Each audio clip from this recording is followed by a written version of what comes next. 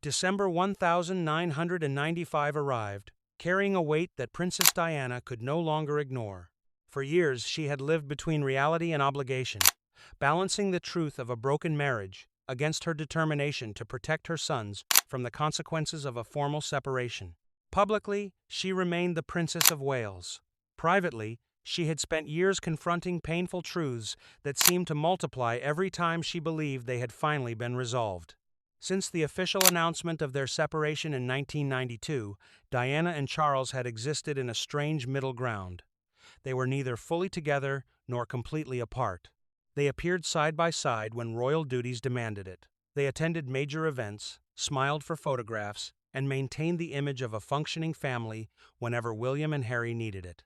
Behind the scenes, however, communication often passed through aides, secretaries, and legal representatives. The marriage itself had become something neither of them could truly define. Yet despite everything, Diana resisted the idea of divorce. Her reasons had little to do with romance. She understood the condition of the marriage better than most people realized. Years of disappointment had stripped away many illusions. What remained was her belief that formally ending the marriage would create wounds for her children that might never fully heal. She remembered her own childhood. She remembered the confusion and sadness that followed her parents' separation. The experience had left a lasting mark. She promised herself long ago that William and Harry would never endure the same pain if she could prevent it. For years, that promise guided her decisions. Then came June 1994. That evening changed something fundamental. A television documentary featuring Charles aired across Britain. The program was intended to present a thoughtful portrait of the future king. Diana knew it was coming. She had prepared herself for difficult questions and uncomfortable revelations. What she had not prepared for was the moment that followed. When asked whether he had remained faithful during the marriage, Charles answered carefully. He said he had been faithful until the marriage became irretrievably broken. The admission landed like a public declaration. Diana already knew the history. She knew about Camilla. She knew about the secrets, the explanations, the promises, and the disappointments. But hearing the truth acknowledged before millions of viewers felt entirely different. It transformed a private betrayal into a public fact. The room around her fell silent. Nobody knew what to say. She maintained her composure. She smiled when necessary. She stayed until it was socially acceptable to leave. Only afterward did she allow herself to process what had happened. That night brought a realization she could not escape. Charles no longer felt any need to hide the truth. Months later, Diana responded in her own way. Her television interview in November 1995 became one of the most discussed broadcasts in British history. For the first time, she spoke openly about the loneliness, the struggles, and the emotional realities she had endured for years. The interview shocked the public. It also shocked the monarchy. Diana understood the risks before agreeing to participate. She knew there would be consequences. Yet, she believed silence had become impossible. Despite her honesty, one answer stood out. When asked whether she wanted a divorce, she said no. The response reflected what she still believed at the time. Divorce felt like crossing a line from which there would be no return. Then, in December, a letter arrived from Queen Elizabeth II. The message was direct and unmistakable. The situation, in the Queen's view, could no longer continue. The public conflict surrounding the marriage was damaging the institution. More importantly, it was creating instability for William and Harry. The Queen believed divorce had become necessary. Diana read the letter alone. She was not surprised. Part of her had expected it. Still, seeing the words on paper made the situation feel final in a way it never had before. Shortly afterward, Charles called. He suggested they meet privately at Highgrove. He said they needed an honest conversation about the future. For the first time in many months, Diana allowed herself a small amount of hope. Perhaps they could finally speak openly, not as rivals, not as public figures, simply as two people trying to find a path forward. A few days later, she drove to Highgrove. The winter countryside appeared cold and quiet beneath gray skies. During the journey, she imagined what the conversation might involve. Perhaps they would discuss the boys. Perhaps they would talk honestly about what had gone wrong. Perhaps they would finally acknowledge the reality both had been avoiding. When she arrived, Charles opened the door. Then everything changed. Through the doorway, Diana immediately saw another figure sitting beside the fire. Camilla. For several seconds she simply stood there. The sight stunned her. Nobody had warned her. Nobody had mentioned another person would be present. The meeting she believed would be private suddenly felt like something entirely different. "You didn't tell me she'd be here," Diana said quietly. Charles appeared calm. He explained that he believed it would be easier this way. The words only deepened her disappointment. Easier for whom? Certainly not for her. She stepped inside anyway. The three of them sat together in the sitting room. Tea was served. The fire burned steadily. From a distance, the scene might have appeared civil and controlled. Yet tension filled every corner of the room. Diana looked from Charles to Camilla and back again. The arrangement itself felt like an answer. The conversation eventually turned toward divorce.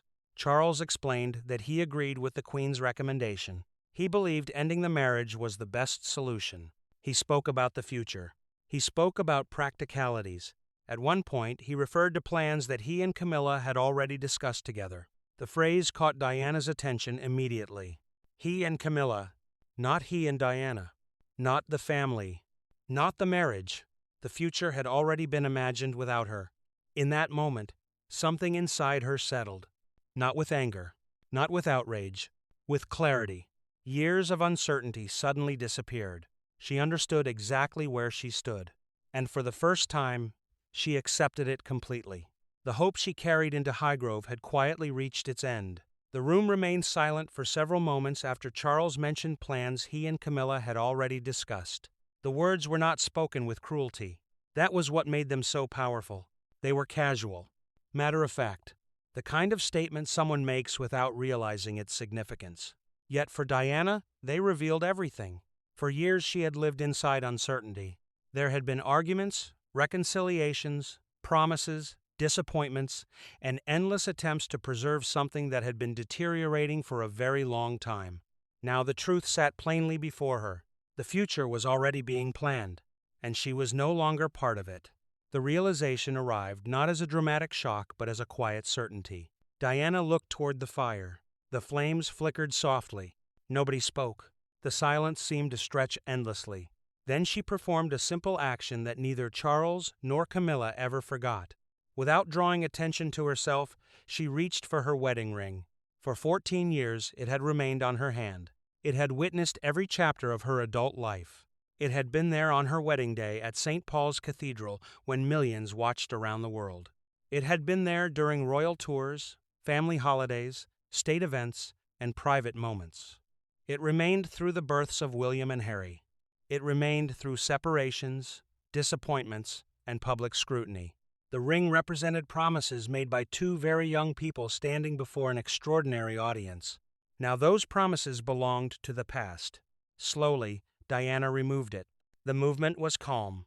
There was no speech, no accusation, no dramatic gesture.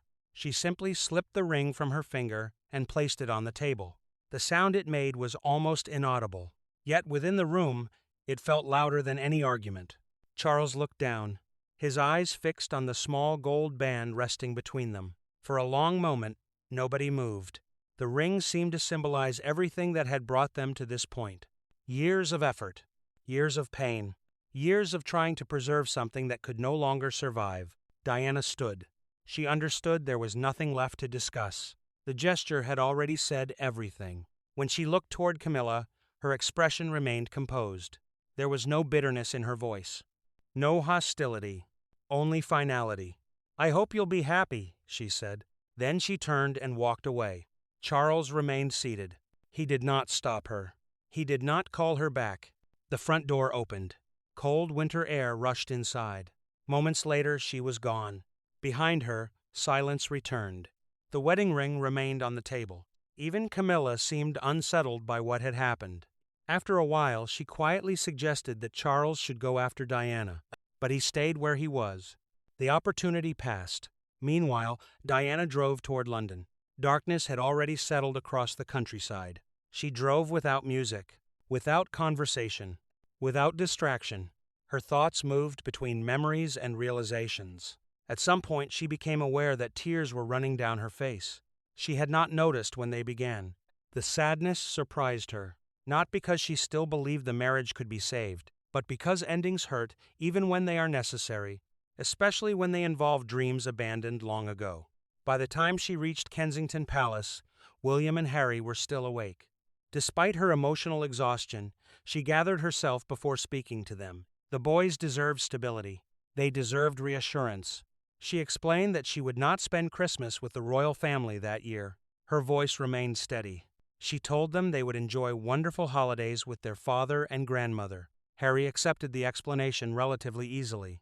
William reacted differently. At 13 years old, he understood more than many adults realized. Later that evening, he found her sitting alone. He asked whether the decision was connected to Highgrove.